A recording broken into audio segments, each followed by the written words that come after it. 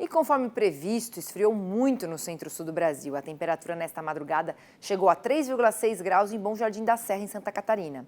Em General Carneiro, no Paraná, a temperatura ficou abaixo dos 5 graus. A gente vai falar agora com o Arthur Miller para saber até quando esse frio dura e também comentar, porque é um pouco prejudicial, né, quando a gente está com essa temperatura mais baixa para as lavouras que estão sendo instaladas, porque para o desenvolvimento inicial existe ali uma variação de temperatura entre 20 e no máximo 30. E claro, a gente ficou em muitos lugares, né, com a temperatura bem abaixo dessa mínima de 20 reais, dessa mínima de 20 graus. Tá certo, Arthur? E aí eu queria que você falasse um pouco pra gente, como é que vai ficar aí nos próximos dias. Obrigado, Priscila. Uma boa tarde para você que nos acompanha aqui no Mercado e Companhia. Temperatura, né, diminuiu em toda a região sul, né, as mínimas nas áreas de baixada ficou abaixo de 10.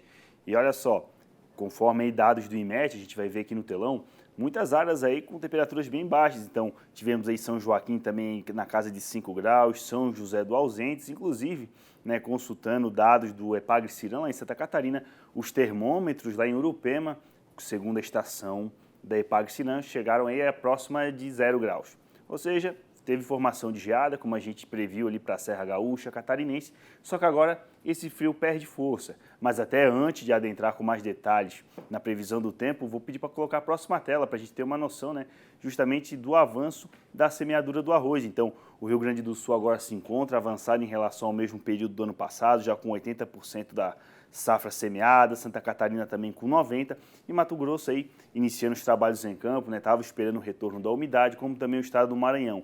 Na próxima imagem, a gente vai ter a noção de como está a situação.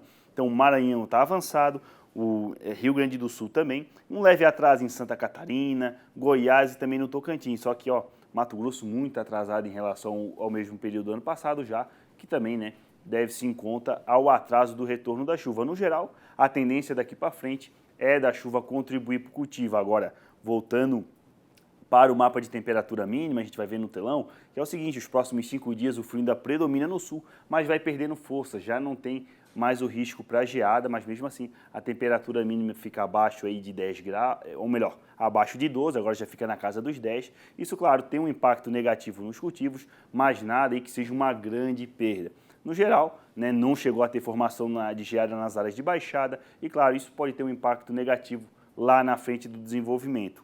Quando a gente olha para o sul, tendência dos próximos 5 dias ainda de tempo firme, vai favorecer os trabalhos em campo aí com a finalização da semeadura de arroz, tanto em Santa Catarina quanto no Rio Grande do Sul, porque na semana que vem a chuva retorna de forma volumosa, principalmente aqui na faixa leste do Rio Grande do Sul, litoral sul de Santa Catarina e importantes áreas aí produtoras de arroz. Então, aproveitar bem aí essa janela agora de tempo firme. Quando a gente olha de 24 a 28 de novembro, a tendência é da chuva dar uma trégua. Até olhando para 2 regiões importantes, em Camaquã, no Rio Grande do Sul, a tendência é justamente, tempo firme até o dia 18, 19, depois chuvas aí de 40 milímetros, depois novamente uma janela de tempo firme. Então, o produtor aí tem que aproveitar bem essa janela. E quando a gente olha para a questão do frio, temos aí uma entrada de um ar mais frio lá na última semana de novembro, mas sem risco de geada, mínimas caindo para 12 graus novamente. Quando a gente olha em Santa Catarina, olhamos aí para Luiz Alves, lá na parte nordeste da região, a tendência é que a chuva continue nos próximos dias, chuvas aí de formas agrícolas que não prejudicam os trabalhos em campo. E quando a gente olha para a temperatura, a tendência daqui para frente é só da temperatura subir, chegando aí um início de dezembro com mínimas na casa de 20 graus e máximas de 32, Priscila. Tá certo. Agora, sem confundir graus com reais, tá, Arthur? Porque antes eu também só falava de meteorologia, agora a gente fala de mercado, então às vezes tem essa...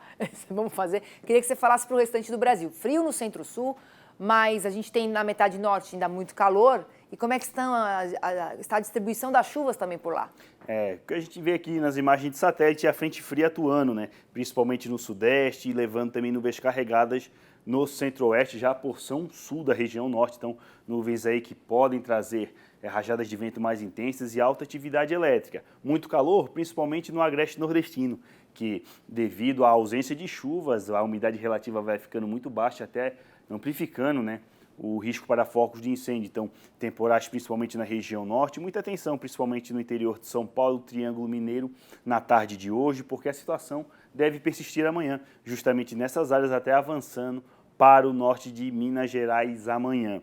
Com isso, a temperatura máxima fica aí, ó, abaixo de 31 graus em todo o centro-sul do país, um pouco mais elevada lá na metade norte da região nordeste, lá sim, 34, 36 graus ainda, porque não temos a previsão de chuva mais volumosa. Então, o frio que estava no sul continua também no sudeste, só na faixa leste, parte sul de Minas, mínimas aí na casa de 13, 14 graus, a temperatura também começa a aumentar, mas sem risco de geada no sudeste, Priscila. Tá certo, Arthur. Obrigada aqui pela sua participação e até amanhã. Até amanhã, Priscila. Uma boa tarde para você que nos acompanha.